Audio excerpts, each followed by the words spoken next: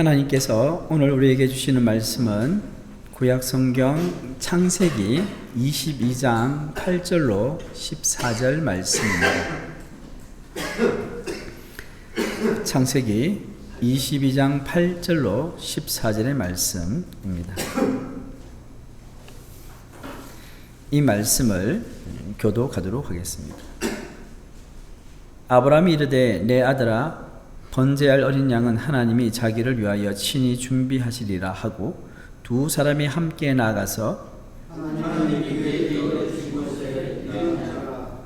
이에 아브라함이 그곳에 제단을 쌓고 나무를 베어놓고 그의 아들 암살을 결박하여 제단에 나무에 놓고 손을 내밀어 칼을 잡고 그 아들을 잡으려 하니 여호와의 사자가 하늘에서부터 그를 불러 이르시되 아브라함아 아브라함이 이르되 내가 여기 있나이다 하매 사자가 이르되 그 아이에게 내 손을 대지 말라 그에게 아무 일도 하지 말라 네가 내 아들을 내 독자까지 내게 아끼지 아니하였으니 내가 이제야 네가 하나님을 경외하는 줄을 아노라.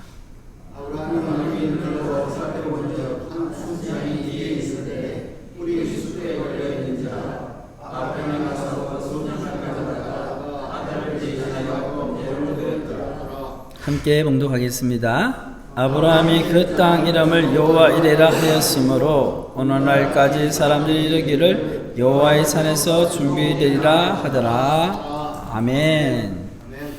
할렐루야. 네, 하나님의 은혜와 평화가 우리 성도님들 가운데 있기를 축복합니다. 예, 우리 지난 시간에 정서적으로 건강한 영성에 이르는 이제 두 번째 단계를 배웠죠. 두 번째 단계가 뭐였습니까? 예, 당신의 발목을 잡는 과거와 화해하라 입니다. 잠시 복습을 하고 오늘 말씀으로 들어가겠는데요. 우리의 현재의 삶에 영향을 미치는 많은 감정과 또 행동은 대부분 과거의 상처와 또 가족 배경으로부터 비롯된다고 했습니다. 피터 스칼지로 목사님은 이것을 뭐라고 했냐면 감정의 짐이라고 부르면서 이는 억눌리거나 해결되지 않는 감정이 무의식 속에 쌓여 우리의 신앙과 관계 그리고 삶 전반에 영향을 미치는 보이지 않는 짐이라고 설명했습니다. 그것이 감정의 짐이라는 거죠. 그러니까 정서적으로 건강한 영성을 갖기 위해서는 이 감정의 짐을 직면하고 또 과거를 인정하며 하나님의 관점에서 재해석하는 과정이 반드시 필요하다고 했습니다. 기억나시는지 모르겠는데 플랭크와 마리아 부부 이야기가 있습니다. 자, 그들은 극복이 어땠습니까? 아주 모범적인 신앙생활을 하고 있었습니다. 그런데 실제로는 관계의 어려움을 겪고 있었어요. 그 원인을 찾아보니까 어디에 있습니까? 서로의 원가족으로부터 영향을 받았습니다. 현재의 결혼 생활에 깊이 그것들이 작용하고 있었어요. 프랭크는 어땠습니까? 아버지가 군인이었는데 계속 이사도사 잡고요. 아버지가 멀리 출타하고 부재하는 시간이 많았어요. 그로 인해서 사람들과의 친밀한 관계를 형성하는데 문제가 있었습니다. 마리아는 어땠습니까? 알코올 중독 아버지 밑에 성장하면서 어머니와의 관계에 지나치게 의존하는 문제가 생겼습니다. 이처럼 우리의 사고 방식과 감정 반응 그리고 관계 형성 방식은요 우리 부모로부터 뿐만 아니라 조부모로부터 받는 영향이 있습니다. 그 영향이 어디로 내려갑니까? 나를 통해서 우리 아래 세대까지 반복해서 일어나게 됩니다. 구약 성경에도 그 예를 찾아볼 수 있죠. 아브라함, 이삭, 야곱, 요셉 가교들을 보십시오. 거짓말과 편애의 패턴이 세대에 따라서 지속적으로 반복이 되었습니다. 이런 가계도적 영향은요 단지 한 세대의 문제가 아니라 정말로 신앙과 삶을 뒤흔드는 중요한 문제입니다. 자, 우리는 자주 가족으로부터 암묵적인 배움을 가지죠. 그걸 뭐라고 했습니까? 삶에 대해 받는 메시지. 그러니까 자녀가 부모와 함께 살다 보면 부모가 늘 하는 말이 있잖아요. 그게 암묵적으로 인생의 메시지가 되는 거예요. 이 메시지는 뭐보다 강하다고 했어요? 하나님 말씀보다 더 강하게 뼛속 깊이 우리 가운데 있는 그 메시지입니다. 그 메시지에 따라서 행동을 한다는 거예요. 그럼 예를 들어서 감정은 중요하지 않아, 이런 말을 계속 들으면 어떻습니까?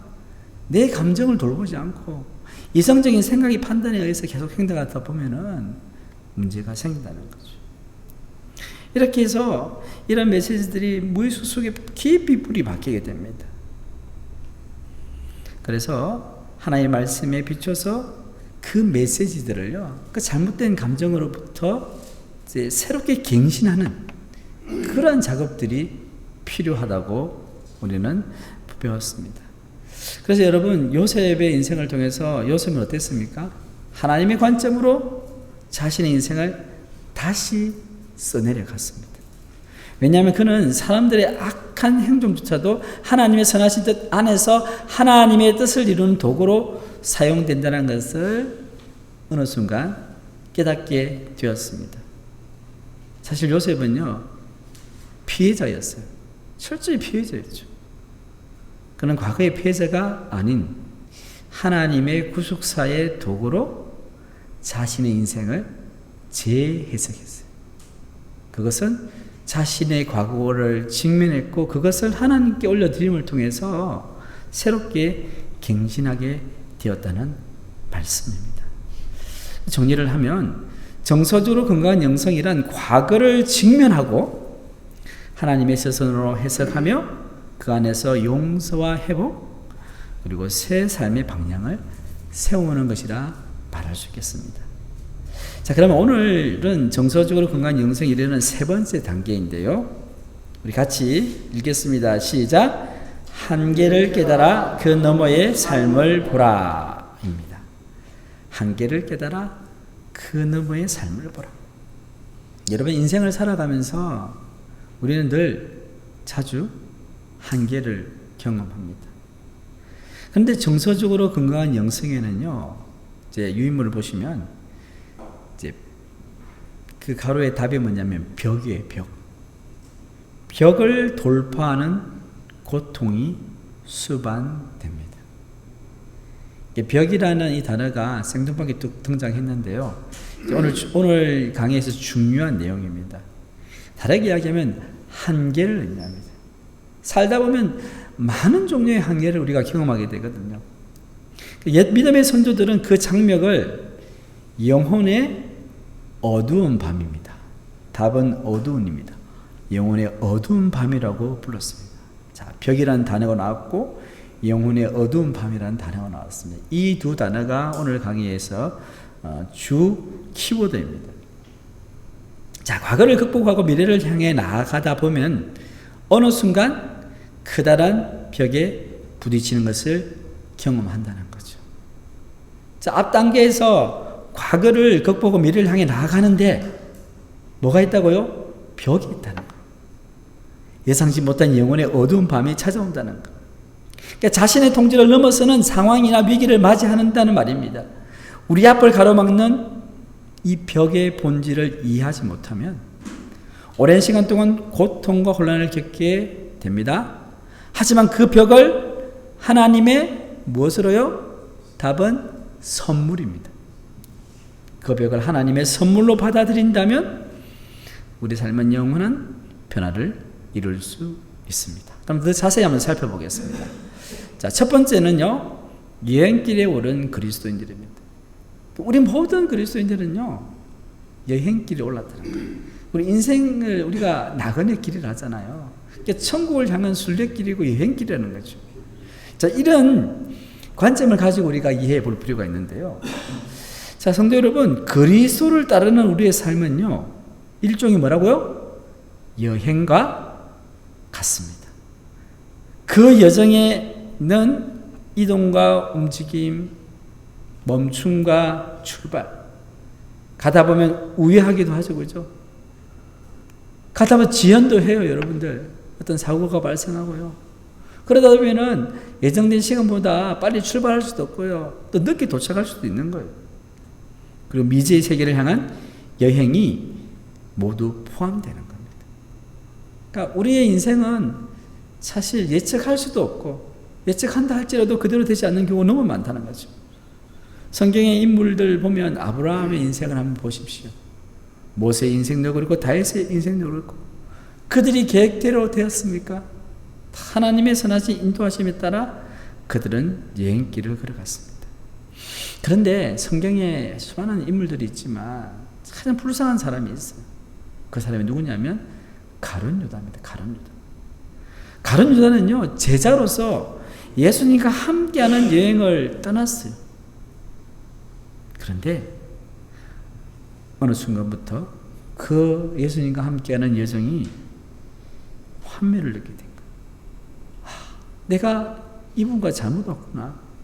내가 생각한 이 여행은 이게 아니었는데 자신 앞에 벽이 놓인 것을 발견한 거예요. 한계를 발견한 거예요. 그런데 가룟 유다는 그 벽을 넘지 못했습니다. 가룟 유다의 이야기는요, 주어진 기회를 헛되이 낭비한 어떻게 보면 역사상 가장 슬픈 비극이라고 할 수 있습니다. 오늘날에도요, 이 가룟 유다처럼 벽을 통과하지 못하고 좌절하는 성도들이 많습니다. 예수님과 함께 다 길을 떠났는데 가는 도중에 넘어지고 더 이상 못 가겠다고 아우성을 치는 사람들이 많다는 거죠. 왜 그럴까요? 그들은 하나님이 바라시는 큰 변화의 그림을 보지 못하기 때문에, 하나님의 큰 그림이 있는데 그 그림을 보지 못하고 자기가 생각하고 있는 그것만을 보고 그 여정을 걸어가고 있다는 거죠. 현재 받는 고통, 이것 때문에요, 방향 감각을 상실한 겁니다. 그들은 그리스도 안에서 성숙하기 위해서는 반드시 그 벽을 뚫고 지나가야 한다는 사실을 이해하지 못하는 거예요. 예수님 믿고 하나님 잘 믿으면 술술 잘 풀려야 되고 고난이 오더라도 넘어가야 되고, 그런데 그게 아니라는 거예요. 자, 그럼 여러분들 두 번째가 뭡니까? 벽이 뭐라고요? 신뢰의 단계. 하나님을 신뢰할 때 넘어설 수 있는 것이 벽이라는 거예요. 그러니까 우리가 인생길을 믿음 생활한다고 이야기하는 거죠. 자, 우리 유명을 보시면 자넷 헤거버그와 로버트 쿨리라는 이 학자들이 있는데요. 이 두 사람이 자신들에 져서 더 깊은 믿음으로서의 여정이라는 책에 신앙 여정에서 우리가 벽에 부딪히는 본질적 지점을 이렇게 설명을 하고 있습니다. 그림을 여러분 보시면 좋겠는데요. 이제 믿음의 단계라 이렇게 표현되어 있는데 6단계가 있죠, 그죠? 각 단계는요, 중요한 건 그 이전 단계를 기반으로 세워진 겁니다. 사람의 성적으로 말하자면 이렇습니다. 갓난아기는 이제 자라나서 유년기를 지나고 청소년기를 지나고 그 다음에 성년이 되는 거예요. 유년기에서 바로 성인이 되는 게 아니고요. 각 단계를 지나야 돼요. 마찬가지로 영적인 성장도 전 단계를 거치지 않고는 다음 단계로 넘어갈 수 없습니다. 그렇지만 신체적 성장과 달리 영적 성장은요, 어떤 단계에서 쉽게, 그 답은 뭐냐면 정체될 수 있으며, 우리 인간의 몸은 그렇지 않잖아요. 쭉 자라잖아요, 그죠?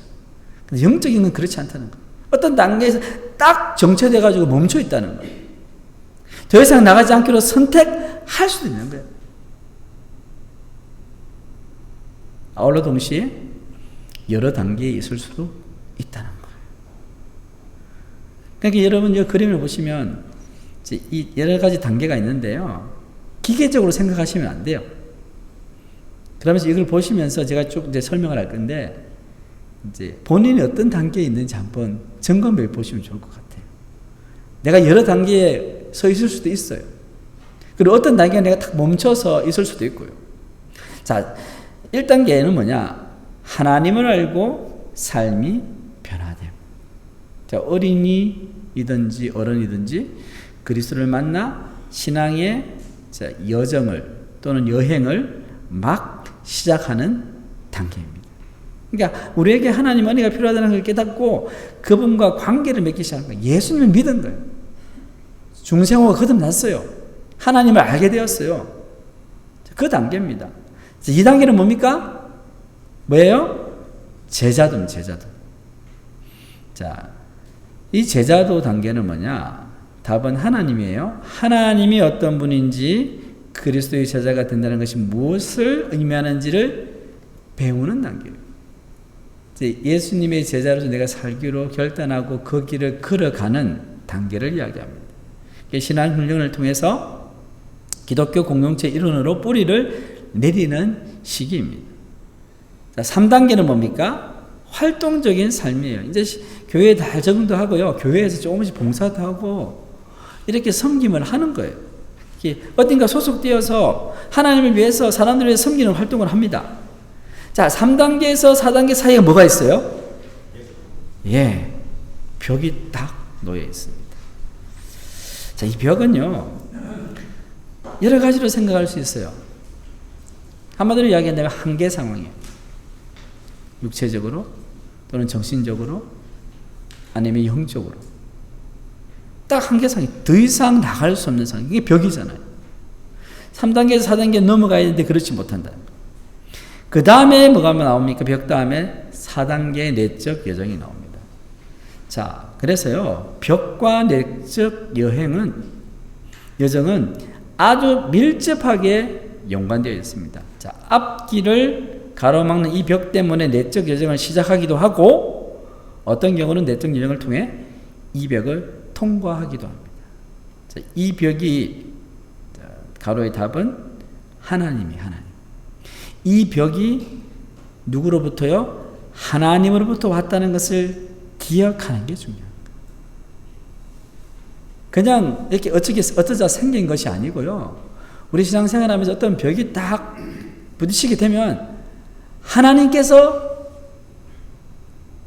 세워놓으신 거구나 라고 생각하라는 거죠. 자, 그리고 나서 5번째 단계가 뭡니까? 외적 여행입니다. 자, 이게 보시면 신앙의 위기와 치열한 내적 여정을 통해 이 벽을 돌파하면 다시 한번 하나님을 위하여 무엇인가를 하는 쪽으로 움직이게 됩니다. 이전에 했던 것처럼 적극적인 외적 활동일 수도 있습니다. 그 외적 활동이 언제입니까? 3단계예요. 그러니까 겉보기에는 비슷해 보인다는 거예요. 벽을 통과하고 나서 열심히 또 내가 신앙생활로 봉사하고 섬기고 그렇게 하는 거죠. 다만 뭐가 다르냐? 하나님 안에서 안정된 자아를 기초로, 자아입니다, 답이요. 안정된 자아를 기초로 활동한다는 게 큰 차이점이에요. 우리는 하나님의 심오하고 깊은 사랑을 다시금 발견하며 내적 평온입니다. 내적 평온과 차분함을 경험한다는 거죠. 자, 그래서 이게 벽이란 게 있고 4단계, 5단계를 거치게 되는데 이건 한마디로 이야기하면 신앙이 단단해지는 단계입니다. 신앙이 단단해지는 단계. 1단계, 2단계, 3단계를 거치면서 외적으로 굉장히 신앙이 자라나는 모습이에요. 근데 그 신앙이 단단하지 않다는 거예요. 그런데 벽을 통과하고 4단계, 5단계를 통과하면서 신앙이 단단해진다는 거죠. 우리 인간의 몸으로 친다면 청소년기 애들 덩치 크고 좋지만 좀 물렁물렁 하잖아요. 그죠? 성인이 되고 이제 어른이 되면 몸이 단단해지거든요. 그와 마찬가지입니다. 마지막 6단계는 뭡니까? 사랑의 사람으로 변화됩니다. 자, 하나님은 계속해서 일상의 사건이나 주변 환경, 사람들, 심지어 책을 통해서 우리를 성장시킵니다. 하나님의 목표는 뭡니까? 하나님의 목표는 답은 사랑입니다. 하나님의 목표는 사랑으로 온전해지는 삶입니다. 우리의 전 존재가, 답은 존재입니다. 우리의 전 존재가 마침내 하나님의 완벽한 뜻에 순종하고 복종하게 됩니다. 자, 1단계부터 6단계까지 쭉 믿음의 단계들이 있는 거예요. 근데 우리가요, 생각해 보십시오. 아까 그런 말씀 드렸잖아요. 여러 단계에 있을 수 있다. 어느 순간 내가 6단계 같은 느낌이 들어. 근데 또 어느 순간 어디로 갑니까? 3단계, 2단계로 또 내려갈 수가 있는 거예요. 우리의 신앙의 모습들이 어떻게 보면은 왔다 갔다 할 때도 있다는 거예요. 그게 사실 우리의 실제적인 모습이에요. 그러나 우리의 신앙이 이런 방향으로 쭉 단계로 올라가는 것이 중요한 것입니다. 자, 그리고요, 이런 믿음의 단계를 또 다르게 표현할 수 있어요. 믿음의 계절이라 말할 수 있습니다. 자, 계절은 어떻습니까? 우리에게 자연스러운 현상이에요. 이제 장마가 시작된다고 하잖아요. 그러니까 6월 말쯤 되면은 다들 생각해요. 장마가 오겠구나. 장마가 끝나고 나면 엄청 덥겠구나. 그 계절이잖아요. 우리의 믿음의 단계도 마찬가지예요. 자연스러운 거예요. 우리가 통제할 수 있는 게 아니에요. 우리가 원하든 원하지 않든 봄, 여름, 가을, 겨울 항상 찾아옵니다. 신앙의 장벽도요, 마찬가지. 잊을만 하면 신앙의 장벽이 또 찾아오는 거예요. 그러면서 이런 과정들이 반복되는 거죠. 어떤 예들이 있을 거예요. 여러분, 살다 보면 이혼, 실직. 여러분, 이혼 요즘 참 많이 일어나지 않습니까? 실직, 직장을 잃어요. 가까운 친구나 가족이 죽음을 맞이합니다. 암 선고를 받습니다. 신앙생활 열심히 했는데요, 어떤 일들 때문에 교회에 대한 환멸을 느끼기도 합니다. 내가 하나님을 안 믿는 건 아니에요. 그런데 교회가 너무 싫은 거예요. 또 배신을 당하기도 하고요. 내가 꿈꾸던 것이 좌절당하기도 합니다. 그리고 내가 그렇게 참 사랑으로 키운 자녀들이 내 생각과 다르게 빗나가는 자녀들이 있잖아요. 어떤 경우는 결혼을 했지만 불임되는 경우는 이 마음도 너무 아프죠. 간절히 원하지만 이루어지지 않는 여러 가지 삶의 상황들. 그리고요, 하나님과의 관계에서 오는 무미건조함인 기쁨의 상실. 여러분, 신앙생활 하면서 나의 큰 고난과 그리고 아픔 이런 것도 없는데 뭔가 모르게 신앙이 자꾸 다운되고, 그죠? 어떻게 보면 또 매너리즘처럼 그냥 교회 주일날 왔다 갔다 하고 그렇게 느끼실 때가 있다는 거예요. 그럴 때 우리는 뭘 생각해야 되느냐? 신앙의 벽, 영혼의 어두운 밤을 우리가 생각해 봐야 된다는 거죠. 이런 삶의 위기가 일어날 때 우리는요, 교회와 하나님 그리고 자기 자신의 의문을 품습니다. 그 답은 의문입니다. 의문. 자기 자신에게 의문을 품습니다. 그리고 난생 처음 믿음이 아무런 효력이 없다는 것을 발견합니다. 답이 없는 의문들이 늘어나면서 믿음이 그 토대부터 토대까지 흔들리는 것 같습니다. 신앙생활 하면서요, 이런 경험들 가끔씩 하게 되죠. 자, 벽은 일생 동안 다양한, 그 답은 모양입니다. 일생 동안 다양한 모양은 우리에게 다가옵니다. 이는 우리가 한 번만 통과하면 되는 일회적인 사건이 아닙니다. 그러니까 아까 보셨던 그 그림은요, 어떻게 보면 계속 돌아가는 거예요. 돌아가는 거. 하나님과의 관계를 맺고 살아가는 동안 몇 번이고 벽에 부딪힐 수 있는 겁니다. 그 벽에 부딪히고 그걸 통과하게 되면 어떻게 될까요? 우리의 신앙이 더욱더 견고해지고 단단해진다는 거죠. 자, 오늘 본문 말씀에 등장한 아브라함이 어떻습니까? 이삭의 출생까지요, 여러분 25년을 기다렸어요. 25년. 75세에 하나님 부름 받고 이삭이 태어나니까 아브라함 100세였잖아요. 그런데 그 가운데 여러 가지 벽을 극복해야 했어요. 근데 오늘 본문은 어떻습니까? 하나님께서 아브라함에게 네 아들 이삭을 저 모리아 산에 가서 바치라는 거예요. 여러분, 이거 이해가 되겠습니까? 우리는 성경 말씀 창세기 22장을 읽으면서 아브라함이 이삭을 바쳤구나. 대단하다. 이렇게 생각하겠지만 여러분의 자식을 하나님 바치라면 바치겠습니까? 이건 도저히 이해가 안 되고요. 정말로 인생의 한계를 경험하는 일이거든요. 그런데 아브라함은 순종했어요. 그리고 그 벽을 통과했어요. 그러면서 아브라함과 하나님은 깊은 사랑의 관계를 경험하게 되었습니다. 자, 그러면요, 우리가 지금까지 이야기했던 이 신앙의 벽에 대해 좀 더 깊이 살펴보겠습니다. 그 신앙의 벽이 아까도 말씀드린 것처럼 뭐라고요? 영혼의 어두운 밤이라고 했는데, 자, 영혼의 어두운 밤이 찾아옵니다, 우리에게. 자, 신앙의 벽을 이해하지 못하면 우리는 하나님의 뜻에 부합한 삶을 살지 못할 뿐만 아니라 영적 성장의 여정에 있어서 한 걸음도 더 전진하지 못하고 정체기에 이르게 됩니다. 정체기라는 단어는 뭡니까? 딱 어떤 단계에 딱 멈춰 있는 거예요. 잘하지도 않고요.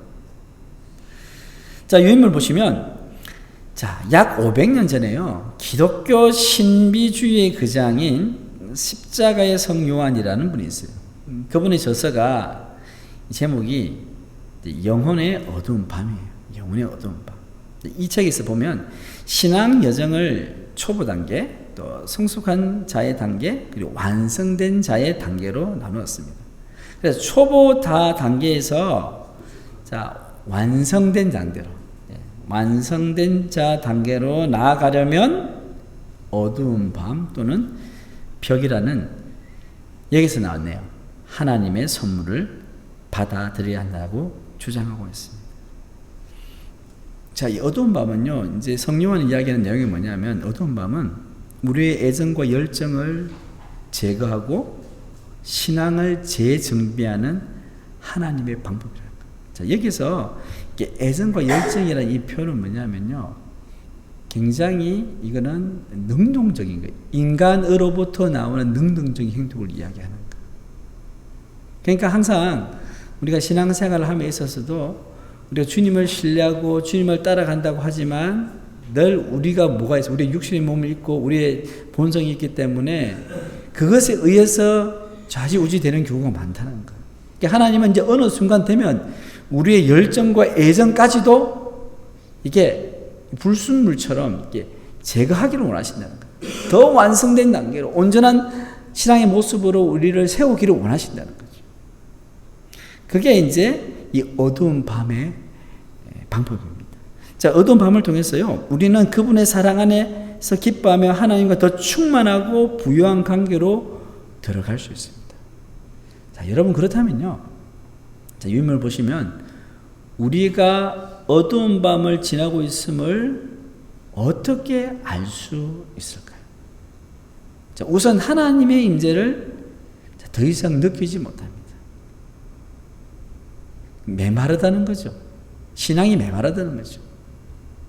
교회 와서 예배를 드리고 찬양을 해도, 기도를 해도 이게 별로 은혜도 안 되고 그냥 신앙이 메말라요. 어둡고 공고하고 피곤하고 또 실패와 패배의 느낌이 들고요, 황량한 기분이 들어요. 그리고 영적 훈련이 더 이상 효과가 없어요. 하나님이 하시는 일을 알 수도 없고 눈에 보이는 삶의 열매도 맺혀지지 않는 것 같아요. 그러니까 어두운 밤이라는 거. 십자가의 이 성요한은 이 때문에 하나님이 어두운 밤이라는 이 밤을요, 뭐라고 이야기하냐면 사랑의 불꽃을 우리에게 허락해 주셨다. 아까는 이 어두운 밤을 뭐라 했어요? 선물이라 했고, 여기서는 사랑의 불꽃이라고 이야기합니다.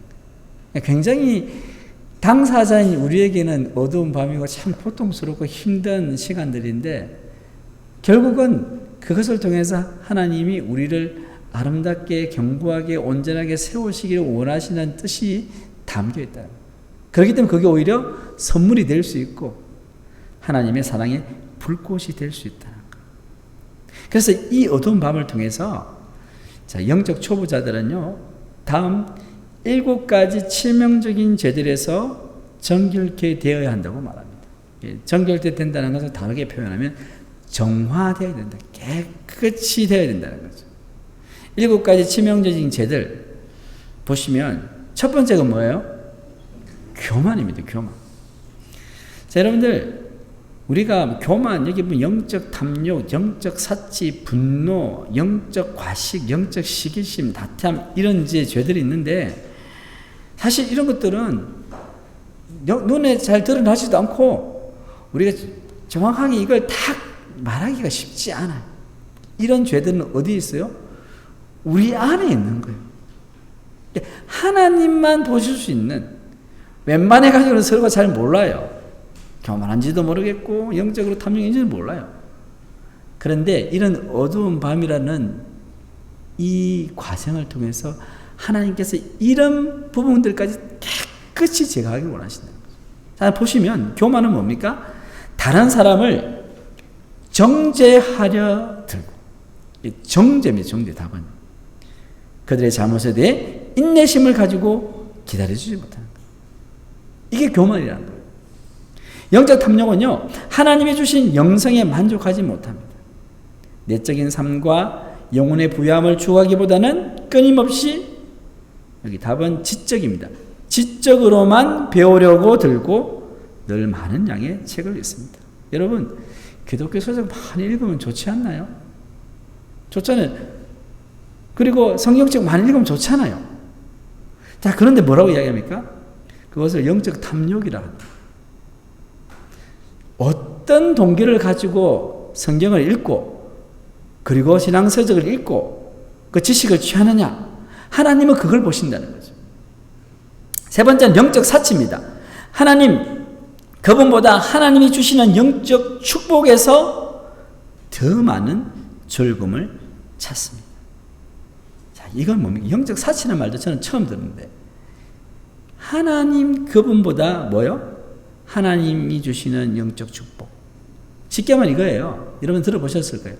하나님이 손에 가지고 있는 이 복을 보느냐, 아니면 하나님 얼굴을 보느냐. 우리는 딱 보면은 하나님을 복을 보든 하나님 얼굴을 보든 다 같잖아요. 그런데 하나님은 뭘까지 주셔야 한다고요? 어느 정도 우리가 신앙이 성숙하면 우리가 이걸 보기를 원하시는 것이 아니라 하나님 당신을 바라보기를 원하신다는 거. 분노입니다. 네 번째. 처음에 맛보았던 답은 기쁨이에요. 기쁨이 사라지면 쉽게 초조해하고 마음의 평정을 잃으며 인내를 가지고 하나님을 기다리지 못합니다. 이게 분노라는 거죠. 영적 과식은 답은 십자가입니다. 십자가를 거부하고 아이들처럼 즐거운 것만 찾습니다. 그러니까 십자가는 내려놓음이고요, 고난이고 나를 포기하는 거잖아요.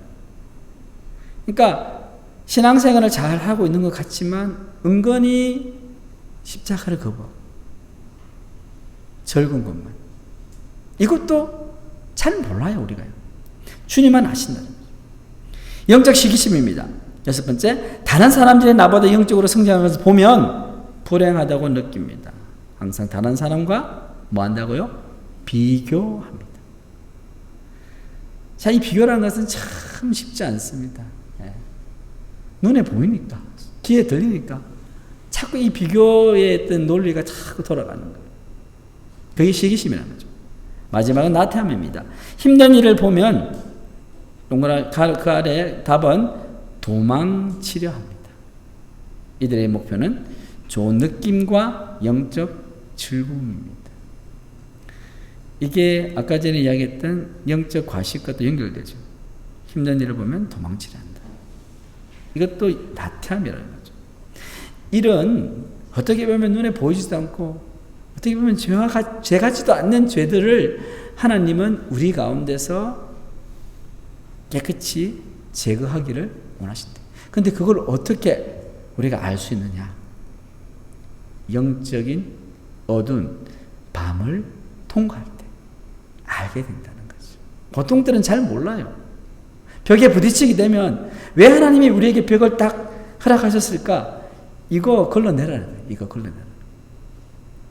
십자가의 성령화는, 자, 이면을 보시면 하나님에 대한 감정을 하나님으로 잘못 인식하는 우리의 이러한 성향을 지적하고 있습니다. 하나님에 대한 감정과 하나님을 우리가 잘 구별하지 못할 때가 있다. 그러니까 충만함이든 공감이든 그 느낌은, 답은 느낌입니다. 그 느낌은 하나님이 될 수 없다는 말입니다. 우리가 감정에 대한 부분들을 앞에 다뤘잖아요. 감정이 중요하잖아요. 근데 그 감정은 하나님을 만날 수 있는 통로가 되지만 그 감정과 느낌이 하나님으로 대체할 수 없다는 거예요.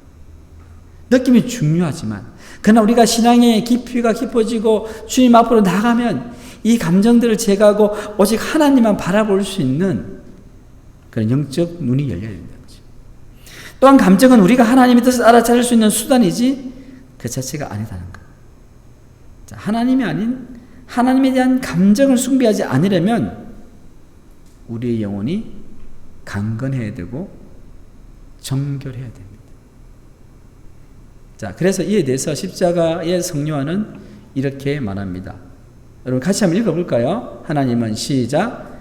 하나님은 우리 영혼 안에 있는 모든 것을 소진시키고 비우시며 아무것도 남아있지 않도록 다 없애버리신다. 불꽃이 금속의 찌꺼기와 불순물을 태우듯이 말이다. 그리고 전 삶을 통해 축적된 모든 애착들과 나쁜 습관들을 제거하신다. 그건 우리의 영혼 안에 깊이 뿌려내렸던 것들이다. 우리는 우리의 영혼 안에서 일하시고 계시는 하나님의 수동적인 역사이기도 하다. 자, 여기 보시면 아까 말씀드린 것처럼 삶 속에 전 삶을 통해 축적된 모든 애착들과 나쁜 습관들을 제거. 이게 어떻게 보면 이런 거예요. 완전히 우리 영적으로 대청소를 하는 거예요. 이게 우리가 흔히 이야기하듯이 세수하고 발 닦고 이렇게 하다가 한번 저 목욕탕에 갔어요. 뜨거운 물에 확 들어가서 몸을 불어서 그 떼수건으로 확 벗기는 거예요. 그런 과정을 생각하시면 될 것 같아요. 그래서 하나님의 수동적인 역사이다. 여러분, 하나님을 가까이 하고 하나님을 깊이 만나게 되면요, 우리의 신앙은요 수동적으로 바뀌게 돼요. 기도도 마찬가지예요. 우리가 하나님께 막 부르짖어 기도하고요, 적극적으로 기도하는 건 좋아요. 근데 그런 기도가 어느 순간 깊어지면 어떻게 됩니까? 찾아들면서 하나님께서 이끄시는 대로 내 기도가 나아가는 거예요. 내가 막 하나님 달려가다가 내가 하나님 손 붙잡았잖아요. 그럼 그 다음부터 어떻게 해야 돼요? 하나님 이끄시는 대로 내가 수동적으로 따라가야 되지. 내가 하나님 손 붙잡고 내가 달려가려면 안 되는 거죠. 신앙의 깊이가 깊어지고 단계가 올라가게 되면 우리의 신앙은 수동적으로 바뀌게 되는 거죠. 자, 우리의 의지를 제거하시고 이제 앞에 언급한 치명적인 1급까지 죄를 깨끗하게 하신 것을 덧붙여서 하나님은 우리 영혼에 뭔가를 더하십니다. 그것은 기이한 방법을 통해 그분의 사랑을 부어넣으시죠. 이게 죄를 이렇게 막 이제 구석구석에 있는 죄를 다 깨끗이 하고 나서 뭘 주신단 말입니까? 하나님의 사랑을 부어넣으신다는 거. 자, 네 번째 넘어가겠습니다. 네 번째 같이 읽겠습니다. 시작. 자, 그럼 도대체 영혼의 밤은 언제까지 지속되는가? 여러분, 사실 수개월 동안 이어질 수도 있고 1년, 2년 또는 그 이상이 지속될 수 있는 거예요. 아무도 장담할 수 없어요. 사람마다 다르기 때문에. 십자가의 성령화는요, 이 영혼의 밤을 이제 크게 두 가지로 나누더라고요. 첫 번째는 뭐냐면 감각의 어두운 밤이에요. 감각의 어두운 밤. 두 번째는 뭐냐면 정신의 어두운 밤이에요. 이제 감각의 어두운 밤은 영적인 길을 걷기 시작한 사람들이 경험하는 초기 정화 단계입니다. 그러니까 이전까지 누리던 기도의 기쁨, 그 은혜의 느낌, 말씀의 감동 등이 갑자기 사라지고요, 영적 메마름과 그 답은 무기력입니다. 무기력이 찾아오는 상태입니다. 신앙생활 열심히 하다가요, 이렇게 막 갑자기 신앙이 다운되고 메마르게 느낄 때가 있다는 거예요. 이를 통해서 하나님보다 감각적인 위로에 의존하던 신앙에서 벗어나도록 하기 위한 거예요. 감각적인 위로가 뭐겠습니까? 우리의 감정적인 부분들, 우리 경험하는 것들 있잖아요. 우리가 하나님께 초신자 때는 하나님께 기도하면 기도 응답도 잘 되고 하나님이 살아계시는 경험해요. 그런데 어느 정도 신앙이 깊어지게 되면 우리가 그런 것에 의해서 우리의 신앙이 1, 2, 2 해서도 안 된다는 거죠. 이것의 핵심이 뭐냐? 신앙의 기초를 감정이 아닌 하나님 그 자체에 두게 하기 위한 훈련입니다. 자, 두 번째는요, 정신의 어두운 밤인데, 자, 이는 가로가 답이요, 소수입니다, 소수. 이는 소수의 사람들만 경험합니다. 그러니까 보통 이제 감각적인 어두운 밤들이 대체적으로 우리가 신앙생활하면서요, 오직 하나님만 바라보기 위해서 하나님께 주시지만, 때로는 이 정신의 어두운 밤, 많은 사람들이 아니지만 소수의 사람들이 경험하는데, 이 정신의 어두운 밤은요, 더 깊은 단계로 깊은 단계의 정화의 단계로 들어갑니다. 성숙한 신앙인이 거치는 영혼 전체의 정화 과정인데, 자신이 쌓아온 믿음, 이해, 확신마저 흔들리는 존재적 어두움과 깊은 영적 가로는 답은 고독입니다. 존재적 어두움과 깊은 영적 고독을 경험하는 상태입니다. 이게 성경의 인물들도 그렇잖아요. 아브라함도 그렇고 아마 다윗도 그랬을 거예요. 굉장히 힘든 시련 가운데서 정말로 욥도 그렇죠. 그런 영적 고독함들, 정말로 밑바닥까지 내려가는 절망감들을 느끼게 된다는 거죠. 이런 과정을 통해서 하나님과의 완전한 원합을 경험하게 되는 것입니다. 그래서 다윗에게도 또 아브라함에게도 그와 같은 일들이 일어났습니다. 여러분, 욥이 어땠습니까? 욥에게 있어서 벽은 뭡니까? 10자녀, 자신의 모든 소유, 그리고 건강. 하루아침에 다 잃어버렸어요. 근데 욥은 그 벽을 통과합니다. 자, 다섯 번째 같이 읽겠습니다. 그 장벽 너머의 삶은 어떤 모습인가? 자, 그 장벽 너머의 삶은, 이걸 이제 돌파해서 통과하면 어떤 모습인가? 자, 성도 여러분, 하나님만이 우리로 벽을 통과하게 할 수 있습니다. 그래서 이 벽은 신뢰의 단계라는 거예요. 하나님을 끝까지 신뢰할 때 넘어갈 수 있습니다. 그래서 우리는요, 하나님을 신뢰하기로, 그분을 기다리기로, 복종하기로, 붙어 있기로, 그만두고 싶어도, 달아나고 싶어도 믿음을 가지고 머물기로 선택해야 된다는 거예요. 그게 뭡니까? 믿음이죠. 자, 우리가 이렇게 선택해서 그 벽을 어느 순간 돌파하게 되면 최소한 다음 네 가지의 특징이 나타납니다. 첫 번째는 같이 읽겠습니다. 깊은 수준에서 깨어짐. 깨어진다는 거.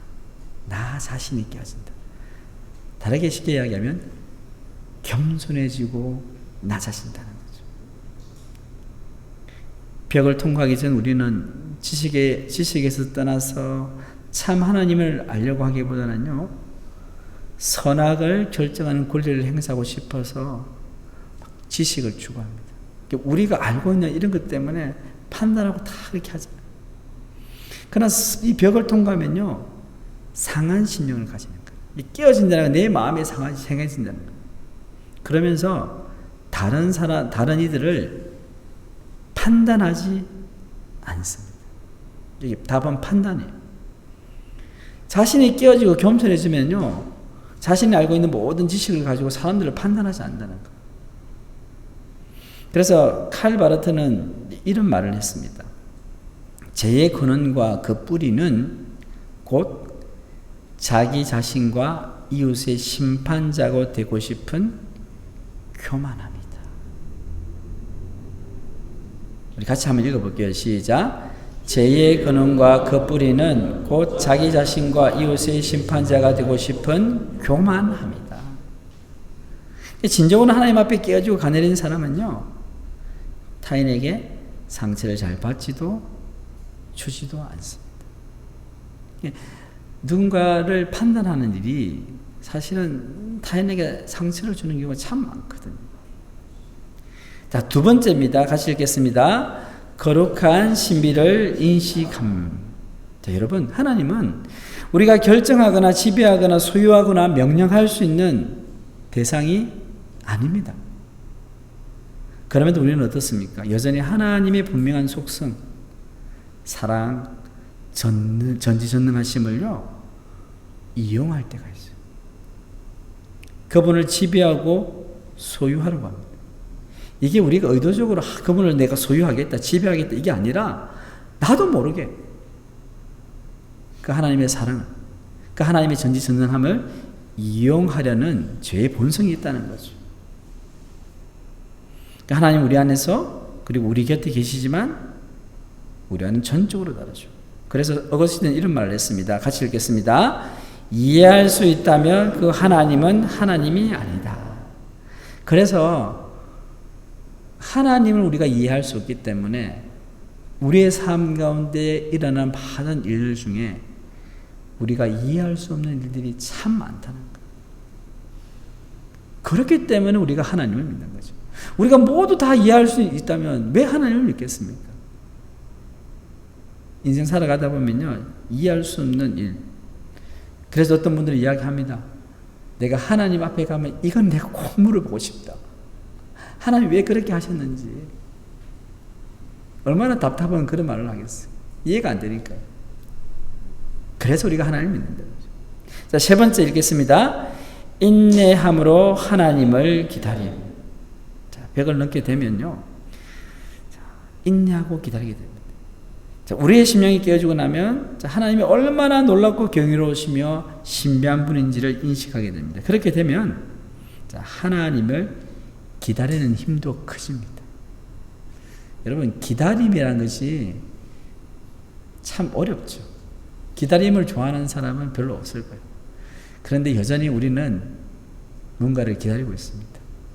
여러분들도 기도하고 하나님 응답 기다리고 있죠. 그죠? 예.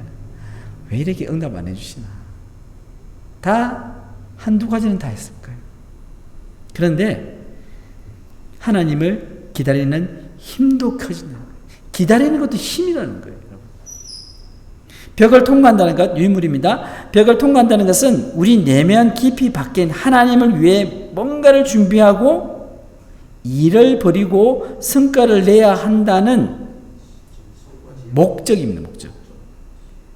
목적지향적 태도를 깨트리는 것입니다.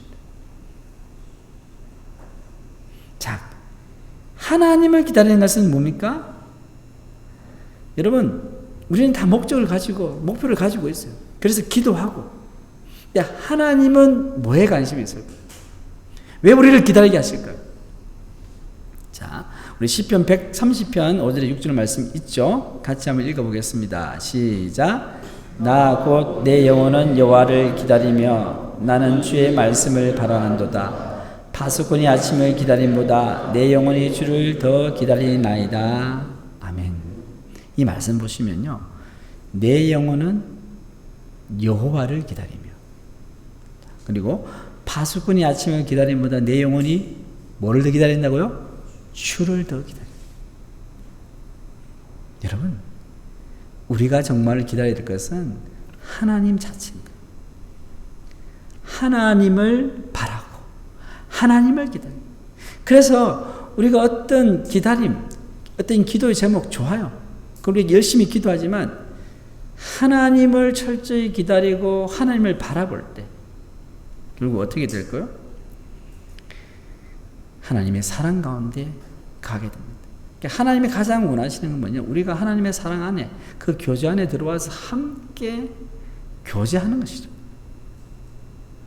그래서 여러분, 아브라함, 모세, 다윗, 한나, 그 예수님처럼요, 우리도 하나님의 때를 기다리면요, 그 하나님을 깊이 만나게 되는 거죠. 자, 마지막 네 번째 같이 읽겠습니다. 세상과 더욱 구별됩니다. 자, 하나님과의 여정에서 가장 중요한 문제는 나는 행복한가? 가 아니라 나는 자유로운가? 하나님이 주신 자유 안에서 가로의 답은 성장입니다. 하나님이 주신 자유 안에서 성장하고 있는가? 나는 행복한가? 우리가 살아가는 이 시대 정신 아닙니까? 내가 행복해야 돼. 물론 우리 믿는 사람도 내가 행복한 게 중요하죠. 그러나 더 중요한 건 뭡니까? 나는 자유로운 거예요. 예수 그리스도 안에서 참 자유가 있거든요. 무엇에 대한 자유입니까? 죄에 대한 자유입니다. 죽음의 권세에 대한 자유입니다. 그러니까 하나님의 자녀가 되었기 때문에 세상의 모든 것에서 자유를 누릴 수 있는 거예요. 그 자유가 바탕이 되어야지 참 행복이 올 수 있는 거죠. 그리고 성장하고 있느냐, 믿음이 자라고 있느냐가 중요한 것입니다. 성도 여러분, 우리는 세상의 여러 사람들과 다름없이 결혼하고 기쁨과 슬픔을 느끼고 물건을 사서 쓰며 살아갑니다. 하지만 항상 이것이 우리의 삶의 전부가 아니라는 것을 세상 사람들과 똑같이 우리는 살아가는 것 같지만 겉보기는 똑같아요. 자동차 운전하고요, 집을 소유하고 다 살아가지만요, 그게 다가 아니라는 거예요. 우리는 세상적인 유물입니다. 우리는 세상적인 것들의 지배에서 해방되어 영혼을 추구하는 존재들입니다. 세상과의 구별은 우리에게 내적 평화를 가져다주는 놀라운 비밀입니다. 세상 사람들과 비슷하게 살아가지만 세상과 구별되는 삶을 살아갈 수 있게 된다고 말씀합니다. 그리스도와 동행하는 동안에도 우리는 끊임없이 여러분 잘못된 행동이나 습관 그리고 세상의 것들과 건강하지 못한 관계들에 집착을 합니다. 예수님 믿어도 여전히 이런 부분들이 있는 거예요. 그래서 우리는 어떤 것을 움켜쥐면요, 즐기는 차원을 넘어서 반드시 가져야겠다는 소유욕에 사로잡힐 때가 많습니다. 우리 앞에 놓인 벽은요, 다른 어떤 것보다 우리가 갈망하고 착각하는 자기 모습에 대한 집착을 떨쳐버리게 합니다. 그 결과 어떻게 됩니까? 거짓된 자아의 껍질이 하나씩 벗겨지고 그리스도 안에서 참된 자신의 모습이 서서히 드러나게 되는 것입니다. 거짓된 자아를 벗는 것이 뭡니까? 결국 이 벽에 도달했을 때 하나님께서 우리의 죄성들, 우리의 눈에 보이지 않고 드러나는 죄들을 다 끄집어내시고요, 그리고 우리의 거짓된 자아의 껍질도 다 벗겨주신다는 거예요. 그래서 영혼의 어두운 밤 그리고 신앙의 이 벽은요, 하나님의 선물이라 할 수 있는 거예요. 우리를 성장케 하고 또 우리가 하나님 안에서 더 연합하게 하는 그런 복이 될 수 있다는 것입니다. 그래서 오늘 말씀을 통해서 여러분의 신앙의 스테이지, 단계가 어딘지 알 수 없지만 돌아보시고요, 그 은혜, 그 사랑에 머물 수 있는 우리 성도님들 다 되시기를 주님의 이름으로 축원합니다. 기도하겠습니다. 하나님 아버지, 우리의 인생에도 이해할 수 없는 시험과 한계가 찾아옵니다. 그렇지만 그 벽 너머에 계신 하나님을 믿고 의지하기를 소망합니다. 우리의 상처와 두려움, 감정의 짐을 외면하지 않고 하나님 앞에서 정직하게 내려놓으며 회복을 경험하게 하여 주시옵소서. 영혼의 어두운 밤 속에서도 주님을 항상 신뢰하는 그 마음을 잃지 않게 하시고 감정이 아닌 말씀 위에 믿음을 세우게 하여 주시옵소서. 우리를 깨뜨리시는 사랑 안에서 참된 자를 회복하시고 마침내 주님과 깊은 연합으로 나아가게 도와 주시옵소서. 상처를 넘어 사랑의 사람으로 변하게 해주실 주님을 찬양하며 우리 주 예수님의 이름으로 기도드립니다. 아멘.